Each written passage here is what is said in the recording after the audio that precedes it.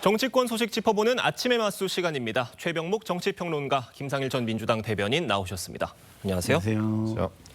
오늘 윤석열 대통령 탄핵 심판 9차 변론이 진행되는 날입니다. 오늘 채택된 증인이 없기 때문에 변론 내용 자체보다도 이 헌법재판소가 20일로 예정된 10차 변론 기일을 연기해달라는 요청에 대해서 어떻게 얘기를 할지가 가장 주목이 되는 것 같아요.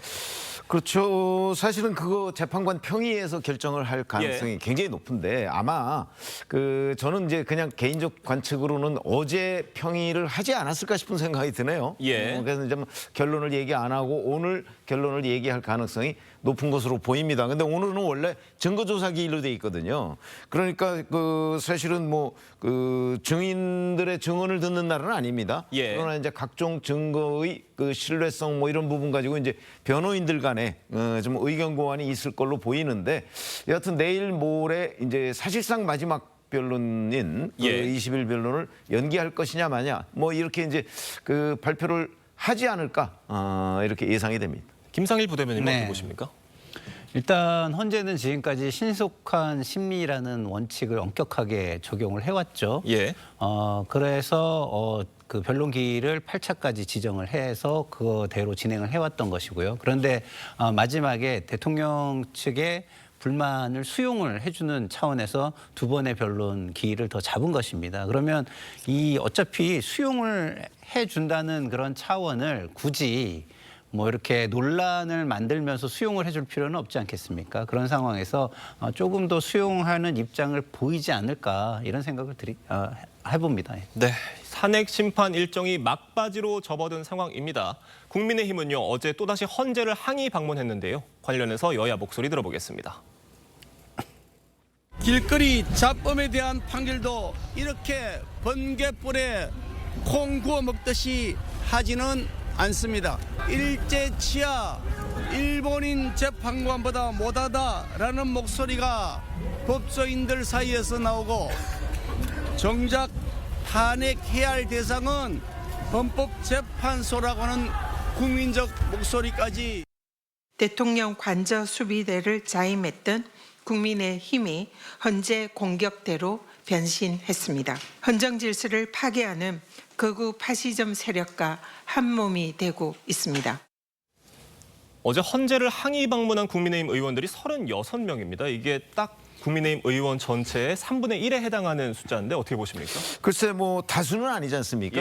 108명의 국민의힘 의원들 중에 어떤 생각을 가지고 있느냐 하는 거는 아마 조금씩 다를 것이기 때문에 지난번 윤석열 대통령의 윤석열 대통령 체포영장 집행 당시에도 한남동 관저에 몰려간 사람들이 그렇게 국민의힘 전체의 다수는 아니었습니다. 그러니까 개별 행위라고 보여지지만 아마 저 부분에 관해서 이제 국민의힘 지지층에서도 불편한 감정을 가진 사람들이 좀 있을 것이고요. 그러나 기본적으로는 정치행위다.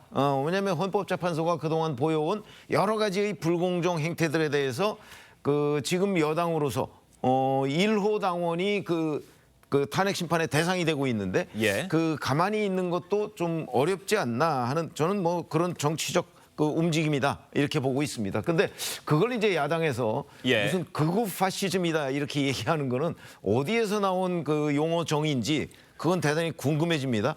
대한민국에 과연 극우 파시즘이 있었던가 하는 부분부터 아마 다시 좀 논쟁을 벌여야 될 대목이 아닌가 싶습니다. 민주당은 어제 난동 사태가 벌어졌던 서부지법으로 향했는데 국민의힘의 이 헌재 항의 방문에 대한 맞불 성격이다 이런 해석이 있는 것 같아요. 그렇습니다. 기본적으로 지금 거리에서 국민이 두 쪽으로 나뉘어져 가지고 거센 지금 집회와 시위를 하고 있습니다. 그런 상황에서 이런 것들이 조금 더 나갔을 때 어떤 위험성이 있느냐. 지난번 서부 지원에서 폭력 사태 그리고 법원 침탈이라는 사태가 있었지 않습니까? 그런 걸로 이어질 수 있다라는 경고를 다시 한번 함으로써 지금의 어떤 국민의힘의 행태가 좀 과도하다라는 걸 보여주기 위한 것이고요. 그리고 저는 국민의힘에 좀 이런 말씀을 드리고 싶어요. 기본적으로 민주당이 이재명 당대표와 관련해서 많은 항의 방문이라든가 여러 가지들을 할 때 뭐라고 했습니까? 사법부를 흔들면 안 된다든가 국가기관에 대한 것을 그렇게 훼손하면 안 된다 이런 얘기를 많이 했잖아요. 예. 근데 그때를 좀 돌아봤으면 좋겠다 이런 생각이 듭니다. 지금 일부 윤 대통령 지지자들은 문영배 권한대행의 집 앞으로 몰려가서 시위를 벌이기도 했는데 이렇게 자택으로 찾아가는 모습에 대해서는 다소 우려하는 시각도 있는 것 같아요. 아니 뭐 사실은 이제 그 재판을 했을 때 그 재판을 본인들이 동의할 수 없다 그러면은 뭐 그 재판관을 공격한다든가 예. 뭐 그 연장선상에서 이제 자택에 가서 항의하고 뭐 이런 것인데 저거는 그야말로 일부 지지자들의 현상이라고 보고요. 예. 뭐 저게 뭐 잘못됐다는 부분에 대해서는 뭐 아마 대다수의 국민들이 다 공감하리라고 생각을 하기 때문에 자제돼야 한다라고 생각을 하지만 현실적으로 저런 사람들은 늘 어느 쪽을 막론하고 늘 있다는 차원에서 본다면 예. 저 중에 혹시 불법행위라고 이제 얘기할 수 있는 대목이 있으면 그 부분을 엄정하게 그 관계기관이 대처를 해야 된다 이렇게 생각합니다. 네, 어제 국회 국방위 현안 질의에서는요. 김현태 707 특임단장이 출석을 했습니다. 어떤 이야기 나왔는지 들어보겠습니다. 단전 관련해서는 대통령 지시가 일체 없었습니다. 단전은 특전사령관께서 12월 4일 00시 30분에 대통령 전화를 받고 스스로 무언가를 하기 위해서 생각해낸 여러 가지 중에 한 가지입니다. 전문위원이라는 분이 들어와서 사령관님과 한참을 얘기했습니다. 대세는 기울었다. 뭐 민주당이 지켜줄 것이다. 이런 말을 많이 했고 자수서를 쓴 내용에 국회의원, 본회의장 끌어내는 단어는 없습니다. 이런 것들이 좀 변형되지 않았을까 하는 우려를 하고 있습니다. 지난 주말에 민주당이 국회 마비 시도의 증거라면서 CCTV 영상을 공개했는데 네. 당시 그 현장에 있었던 707 김현태 단장이 나와서 네, 지금 네. 증언을 한 겁니다. 네. 당시 그 상황에 대해서 이게 국회 단전 조치 당시 상황에 대해서 네. 박종근 사령관의 지시를 받고 네. 한 것이었고 네. 국회를 마비시키려는 그런 목적이 아니었다 이런 얘기인 것 같아요. 어떻게 보셨습니까? 김현태 단장의 이야기는 자기의 어떤 죄에 대한 방어 차원에서 저는 하는 것이라고 보고요. 기본적으로 본인이 얘기를 한번 살펴보죠. 예를 들어서 대통령 전화를 받고 예. 박종근 사령관이 스스로 뭔가를 하기 위하여. 그러면 무엇을 위해서 그런 겁니까? 예? 대통령 전화를 받고 스스로 뭔가를 하려고 했다 할 때 뭘 예. 하려고 한 거죠? 그거는 지금 그 국회에서 이루어질 수 있는 계엄 해제 이 부분을 막기 위해서 한 것이라고 우리가 추측할 수밖에 없다. 그것이 합리적인 사고다 이런 생각이 듭니다. 지금 성일종 의원이 김현태 단장에게서 들었다면서 민주당이 곽종근 전 사령관을 회유했다는 주장을 했었는데 김현태 단장이 어제 이 부분에 대해서도 자세하게 설명을 했습니다. 어떻게 보셨습니까? 사실 회유라는 개념은 좀 모호하긴 합니다. 예. 그래서 회유에 대해서 김현태 단장이 뭐 그 부분을 본인이 답변하지는 않겠다 이렇게 얘기를 했는데 김현태 단장이 쭉 얘기한 걸 보면 그게 바로 회유의 의혹이죠. 예를 들어서 국회 국방위 전문위원이 와가지고 뭐 곽종근 사령관이나 김현태 단장한테 예. 자 이제 대세는 기울었다. 그 얘기가 무슨 얘기겠어요? 기울었으니까 이제 뭐 우리가 얘기하는 대로 하라 뭐 이런 얘기고 그다음에 김병준 민주당 의원이 뭐 이런저런 유튜브 곽종근 전 사령관을 출석시키면서 예. 유튜브에 출연시키면서 그때 뭐 예상 질문을 불러줬다는 거 아닙니까? 그거를 지금 김현태 단장과 같이 예상 답변서도 만들었다는 거죠. 예. 근데 그동안에 민주당에서는 이런 얘기를 전혀 하지 않았거든요. 그런데 그런 얘기들을 지금 김현태 단장이 하는 걸로 봐선 그거는 이제 행위가 뒷받침되는 사건이니까 이 부분은 좀 뭔가 쉽게 파악이 될 것 같아요. 그렇게 되면 저는 그런 것들이 바로 회유의 증거이고 예. 자칫하면 민주당과 곽종근 전 사령관이 짬짬이를 했다는 의혹까지도 저는 충분히 받을 수 있다. 물론 본인들은 뭐 부인할 수 있을지 모르겠으나 예. 저 부분은 진상규명을 반드시 해봐야 된다 이렇게 생각합니다. 그러니까 곽종근 전 사령관 회유 주장 여권에서 네. 지속적으로 나오는 분위기고 야당에서는 네. 이 김현태 단장을 오히려 여당이 회유하고 있다 이렇게 반박을 했습니다. 어떻게 그럴 수 보세요? 있죠. 왜냐하면 김현태 단장이 지금 어쨌든 내란에 가담한 혐의를 받고 있잖아요. 그럼 본인의 죄를 가볍게 하는 방법은 뭘까요? 이것이 내란 죄에 해당하지 않는다. 불법에 해당하지 않는다. 뭐 이런 쪽으로 가야 본인의 죄가 가벼워지는 거 아니겠습니까? 예. 근데 본인의 증언은 바뀌었어요. 처음에 자백을 하듯이 내지는 인정을 하듯이 이야기를 하다가 그것을 부인하는 쪽으로 바뀐 거 아니겠습니까? 그러면 이것이 회유가 있었던 거 아니냐 이렇게 볼 수 있는 것이고요. 자, 회유라는 건 두 가지가 있습니다. 회유라는 게 설득이 있을 수도 있고 예. 아니면 불법적 회유. 다시 말해서 무슨 거래를 제한한다든가 아니면 강압이 있었다든가 이러면은 그거는 불법적 회유가 되겠죠. 그런데 사람들이 자백을 설득한 것을 회유라고 하는 것과 예. 아니면은 본인의 어떤 죄가 가벼워지게 하기 위해서 그것들을 그 방향으로 끌고 가는 것 중에 무엇이 더 나쁜 회유인지는 우리가 생각해 볼 필요가 있다. 저는 이렇게 생각합니다. 지금 이런 상황에서 정치권 일각에서는요, 윤석열 대통령이 탄핵 심판 선고 전에 자진해야 할 수도 있다, 이런 이야기가 나오고 있습니다. 이게 앞서서 변론기일에서 윤석열 대통령 변호인단이 헌법재판소의 편향성 문제를 제기하면서 앞으로 중대 결단을 할 수도 있다, 이 얘기가 나온 뒤에 이런 얘기들이 자꾸 나오는 것 같거든요. 왜 그런다고 보십니까? 근데 아마 현장 기자분들이 잘 판단을 해보셔야 되는데 저 예. 이야기의 원천이 누굽니까? 어느 한 유튜버예요. 예. 그렇죠? 유튜버가 있는데 그 사람 그 얘기한 걸 쭉 들어보면요, 근거가 없어요. 예. 그냥 자기의 그 생각이에요.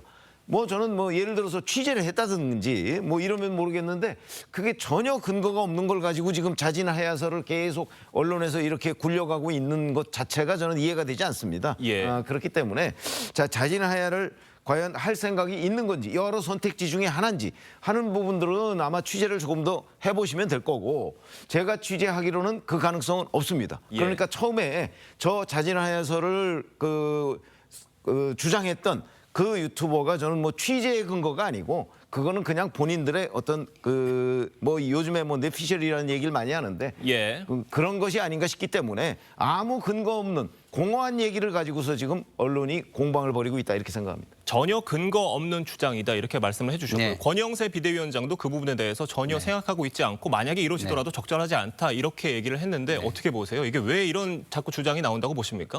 하야를 선택했을 때와 선택하지 않았을 때 유불리를 따져봐도 하야의 가능성은 낮다고 저는 보여집니다. 예. 왜냐하면 지금 윤석열 대통령이 끝까지 싸우겠다는 입장 표명을 일관되게 해왔고요. 그것이 광장으로 이어졌습니다. 그리고 그 에너지가 지속되고 있는 거예요. 예. 그러면 대통령 입장에서도 본인이 나중에 조국 전 대표처럼 예. 어떤 정치에 다시 나와서 명예회복을 위해서도 그 에너지와 지지는 갖고 가고 싶어 할 것이고요.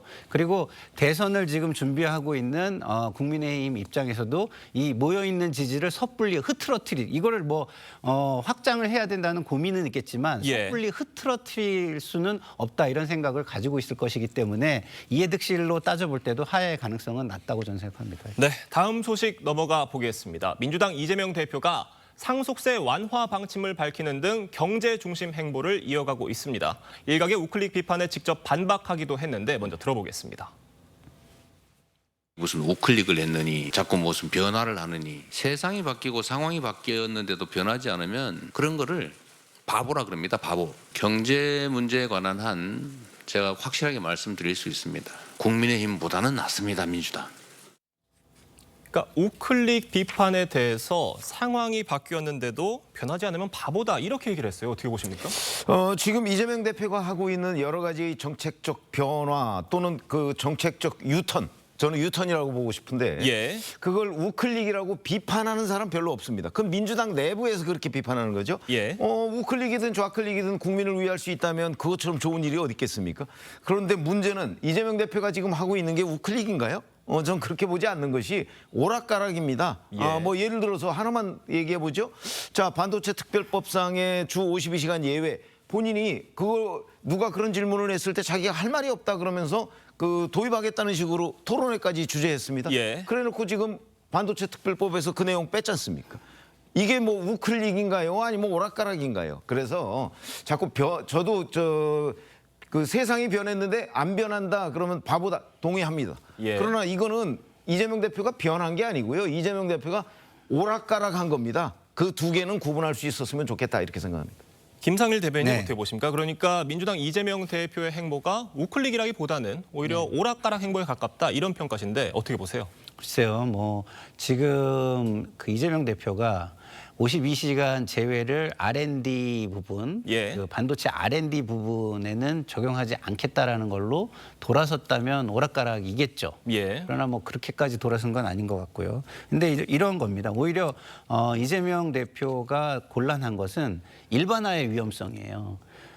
본인들이 가고 있는 길에 국민들의 의견을 수용해서 좀 더 폭넓게 가거나 조금 예. 수정을 가할 때 그것을 우클릭이라고 일반화하고 예를 들어서 우리 당에서 국민의힘에서 좀 더 노동자나 약자의 좀 보호하는 그리고 복지나 뭐 이런 시스템을 강화하는 걸 할 때 이거를 그러면 우리는 좌클릭이라고 하면 그 민주당과 국민의힘이 양쪽에서 바라는 쪽으로 상대당이 오는 걸 어떻게 추구할 수가 있죠?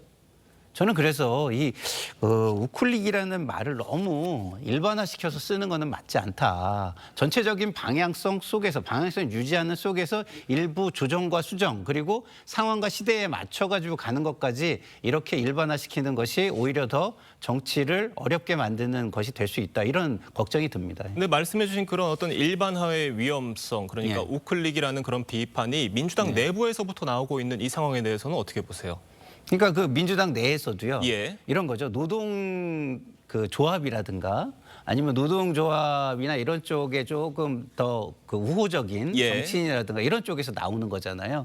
그러면 그런 것들은 많은 토론과 대화의 장을 열어서 최대한 설득을 하고 설득하는 노력이 다했을 때는 결단을 통해서 정치적 결단을 통해서 나아가는 것이죠. 예. 그래서 저는 그것을 이재명 대표가 굉장히 갑자기 당황스러워하거나 이럴 것이 아니라 그런 사람들을 불러서 그럼 지금 어떤 대안이 있는 것이냐. 예. 그러면 당신들의 얘기와 그다음 우리나라가 지금 이걸 하지 못했을 때의 득실과 이런 걸 다 따져서 얘기를 해보자. 이걸 한 다음에 예. 마지막은 정치적 결단은 지도자가 하는 것이다. 저는 이렇게 생각합니다. 네, 이 대표의 당 통합 행보도 이어지고 있는 상황입니다. 지난주에 김경수 전 경남지사를 만난 데 이어서 오는 24일에는요. 김부겸 전 국무총리를 만날 예정이라고 합니다. 비명계 끌어안기 잘 진행되고 있다고 보십니까? 저는 저걸 통합 행보라고 과연 얘기할 수가 있을까? 뭐 이런 의문이 듭니다. 예. 이것도 이제 현장 기자들이 표현을 잘 해야 된다고 생각하는 이유 중에 하나가 지금 김경수 전 경남지사를 만났는데 김경수 전 지사가 사실 개헌 얘기를 했습니다. 예. 당의 또는 야당의 원로들도 개헌 얘기들을 지금 하고 있거든요. 그런데 거기에 대해서는 이재명 대표가 사실상 거부 의사를 밝혔습니다. 네. 그러면 그 통합 행보라는 것은 성공했나요? 실패했나요? 저는 성공하지 않았다고 보거든요. 예. 자, 김부겸 전 국무총리 만나도 아마 비슷한 양상이 전개될 겁니다. 그러면 이재명 대표가 지금 하고 있는 행보라는 거는 내가 민주당의 대선 후보가 거의 확실시되니까 나를 도와달라는 의미. 그거는 저는 진정한 의미의 통합 행보가 아니다. 이렇게 보기 때문에 예. 저걸 통합 행보로 표현하는 문제부터 그다음에 만남에서 실제 무슨 얘기가 있었는지까지 잘 취재해 보면 통합 행보라고 얘기하기는 어렵다. 이재명 대표는 지금 대선 후보가 되지 않았습니다. 아직. 예. 그런 상황에서 본다면 그냥 여러 가지 이제 원로들의 지적, 비판 뭐 이런 것들을 희석하기 위한 행동에 불과하다 이렇게 생각합니다. 그러니까 이재명 대표가 비명계 인사들을 계속 만나고는 있는데 별 성과 없는 만남으로 끝나고 있는 게 아니냐 네. 이런 분석들인 것 같아요. 어떻게 보세요? 네, 그러니까 통합이라는 게 하나의 일 또는 과제라고 우리가 생각을 한번 해보시면 일을 시작했다고 끝나나요? 그 과제가 그러면은 마무리가 된 건가요? 그런 예. 건 아니죠. 그 과제가 있으면 시작이 있으면 시작의 마무리, 다시 말해서 결과물이라는 게 존재해야 됩니다. 예. 그러면 이 통합 행보의 결과물은 무엇이 돼야 되냐? 결국 상시적으로 그 의견들이 도출이 되고 예. 토론이 되고 그리고 이것에 대한 결론이 지어지고 이거 있어야 되는 거죠. 그러려면 적어도 지금 지도부의 한 30% 내지는 당직의 한 30% 아니면 당을 운영하는 데 필요한 모든 부분의 한 30% 정도는 상시적으로 비주류의 목소리가 표출될 수 있게 해주는 게 가장 이상적인 결과물이겠죠. 그래서 예. 이런 것에 한 발이라도 다가가는 결과물이 없다면 이재명 대표의 통합이란 말은 계속해서 의심을 받을 수밖에 없고 진정성에도 계속 의구심을 가질 수밖에 없는 그런 경우가 될 것이다. 저는 그렇게 생각합니다. 네, 저희가 이 부분도 짧게 짚어보겠습니다. 이재명 대표가 김만배 씨 등 대장동 민간업자들의 배임 재판 증인으로 채택이 됐다고 합니다. 이 대표가 출석할 가능성 있다고 보십니까? 근데 저게 3월 한 20일쯤에 아마 예정이 돼 있는 것일 텐데 네. 저 중간에 그동안에 이제 많은 거의 한 달 정도가 남아있지 않습니까? 예. 많은 변수가 있습니다. 그 변수를 종합해서 예를 들어서 헌법재판소의 탄핵 결정이 그 전에 나올 수도 있고요. 예. 본인에 대한 선거법 재판 2심 선고가 나올 수도 있습니다. 예. 이런 것들 워낙 변수가 많기 때문에 그거를 다 아마 끝나고 나서 본인이 최종적으로 판단하지 않을까 이렇게 생각합니다. 김상일 대변인님 어떻게 보십니까? 이재명 대표가 출석할 가능성 있다고 보세요? 글쎄요. 뭐 지금까지의 그 전례를 따져보면 뭐 하지 않을 가능성이 좀 높다고 봐야 되겠죠. 근데 어쨌든 지금 윤석열 대통령의 탄핵 심판과 함께 진행되는 상황이잖아요. 그런 상황을 좀 정치적으로 잘 고려해야 되지 않을까 이런 생각이 듭니다. 지금 국민들은 양쪽의 행위들을 좀 비교해서 바라보고 있는 상황이 아닐까 뭐 이런 생각이 좀 듭니다. 네, 저희가 여당 소식 짚어보겠습니다. 한동훈 전 대표의 재등판이 예고된 가운데 당내에서는요, 비상계엄 당시 한 전 대표의 대처에 대해 성급하다는 지적이 나왔습니다. 권영세 위원장 얘기 들어보겠습니다. 그 당시에 그 표결에는 제가 국회 현장에 있었더라도 참여하지 않았을 겁니다. 한동훈 대표가 뭐 저랑 똑같은 이 정보만 가지고 있었을 텐데 바로 위헌이고 위법이다라고 얘기하는 부분에 대해서는 좀 성급하지 않았나 이렇게 생각을 합니다. 그러니까 저런 비판이 나오니까 친한계에서는 위험을 감수하고 결단하는 게 리더다. 이런 반발이 나왔어요. 어떻게 보셨어요? 그러니까 비상계엄이 쭉 이어졌을 때 위험성을 생각하면 저는 한동훈 대표에게 박수를 쳐줄 수밖에 없고요. 그리고 또 윤석열 대통령과 정치적인 입장을 한번 생각해 볼 필요가 있다고 생각합니다. 예. 예를 들어서 윤석열 대통령이 하는 일에 대해서 위험을 감수해야 되는 쪽이 있어요. 저 같은 경우죠.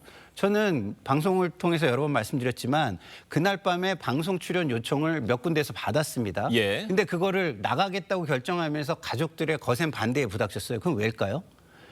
굉장히 위험하다고 느꼈기 때문이에요. 예. 나가서 이야기를 하면은 계엄사에 잡혀갈 수 있겠다. 제가 그래서 앞에 앉아 계시는 우리 최병무 편집장님께도 전화를 드렸어요. 예. 그래가지고 이런 경우에 이게 언론은 어떻게 통제가 되고 어떻게 됩니까?까지 물어보고 그랬단 말이에요. 그러면 권영세 대표는 윤석열 대통령 쪽 입장이니까 저렇게 얘기하는 거예요. 근데 그 입장이 아닌 모든 국민들은요, 그 트라우마가 어마어마하고 그 피해의식이 어마어마한 겁니다. 저렇게 얘기하는 건 저는 중도층을 멀리 차버리는 아주 안 좋은 발언이다 이런 생각이 듭니다. 그러니까 김상일 대변인님 말씀은 계엄 당일에 그만큼 굉장히 걱정이 큰 그런 상황이셨고 그렇게 느끼셨다 이런 말씀이신데 권영세 비대위원장이 이렇게 한동훈 대표에 대해서 이런 비판을 하는 모습 어떻게 보셨어요? 근데 이렇게 생각하시면 돼요. 지금은 이제 이 계엄 사태라는 부분에 관해서 상당한 정도의 뭐 진실 공방이 있지만 예. 좀 드러나 있잖아요. 그런데 지금 권영세 비대위원장이 얘기하는 저거는 12월 3일 밤 12월 4일 그 새벽 장면이거든요. 예. 저 장면 때는 사실 이게 위헌이다, 위법이다라고 단정하기 어려운 측면이 있었을 거예요. 왜냐하면 한동훈 당시 대표도 잘 몰랐잖아요. 이 계엄의 배경에 대해서. 그 얘기를 하고 있는 거예요. 예. 그러니까 우리가 지금 보면 권영세 비대위원장이 잘못 얘기하고 있는 것처럼 보이지만 12월 3일 밤 12월 4일 새벽 상황으로 본다면 상황을 모르는데 예. 그걸 더군다나 집권당의 대표라는 사람이 위헌 위법이라고 단정할 수 있는가? 이 부분을 지적하는 거거든요. 예. 저는 그 지적은 틀리지 않다고 생각을 합니다. 예. 다만 계엄이 했을 때 집권당 대표가 또 계엄 선포되는 사실 자체를 모르고 있었잖아요. 그런 부분도 굉장히 자연스럽지는 못하죠. 예. 그러나 여하튼 그걸 또 위법이다, 위헌이다 이렇게 단정하기는 쉽지 않았을 텐데 그 정보를 예를 들어서 좀 파악하고 나서 결정을 해도 늦지 않은 것 아니냐. 그거 파악하는데 뭐 엄청난 오랜 시간이 걸리지 않습니다. 예. 아마 권영세 비대위원장이 지금 그 얘기를 하고 있는 것으로 보여서 그 당시의 상황으로 본다면 저 말이 틀린 얘기가 아니다 이렇게 봅니다. 그러니까 계엄 당일에 굉장히 제한된 정보 속에 단정적인 판단을 하기에는 섣부를 수 있었다. 이런 부분에 대해서 권영세 비대위원장이 지적을 했다는 점 이 부분을 짚어주신 것 같습니다. 그렇죠. 아니 권 비대위원장도 그렇게 예. 얘기했습니다. 비상계엄이 잘못됐다는 거 본인도 안다고 얘기를 했습니다. 예. 한 전 대표는요. 다음 주 국민이 먼저입니다. 한동훈의 선택이라는 제목의 책을 출간하면서 정치 활동을 재개할 계획입니다. 당내 반응은 엇갈리고 있습니다. 들어보겠습니다. 지금 돌아오셔야 한다고 생각합니다. 자칫 잘못하면 뭐 조기 대선이 있고 그다음에 민주당에게 정권이 넘어갈 수 있는 상황입니다. 차기 대선의 유력 주자가 될 수 있는 한동훈 대표도 함께 힘을 모아야 되는 상황이라고 생각합니다. 조기 대선 부분에 대해서 저희는 굉장히 성급한 판단들이다라는 생각을 가지고 있고 조기 대선에 좀 정신이 팔려 있는 것은 정치인으로서 좀 생각해 볼 대목이 있다. 패널 두 분께 같은 질문 짧게 드려보겠습니다. 이 시점에서 한동훈 전 대표의 재등판 적절하다고 보십니까? 본인이 어떤 주장을 하면서 등판하느냐에 따라 달라지죠. 예. 한동훈 대표는 탄핵에 앞장선 사람입니다. 자, 그러면 본인이 왜 탄핵에 앞장섰는가를 당원들, 국민들은 뭐 설득할 수 있을 것 같은데 예. 당원들에 대한 설득은 쉽지 않을 것 같거든요. 그 부분을 잘 설명하면 뭐 등판해야 되는 것이고 만약 그 부분을 그냥 얼버무리고 등판하려고 한다면 아마 당원들로부터 배척을 받을 것이다 이렇게 생각합니다. 한동훈 대표의 재등판 적기라고 보십니까? 저는 뭐 탄핵 심판이 이루어진 후가 오히려 낫다고 개인적으로 생각하는 사람이긴 한데요. 예. 등판은 해야죠. 왜냐하면 정치적인 상황은 항상 변하기 마련입니다. 예. 그래서 그 변화를 할 때 사람들은 무엇을 보느냐?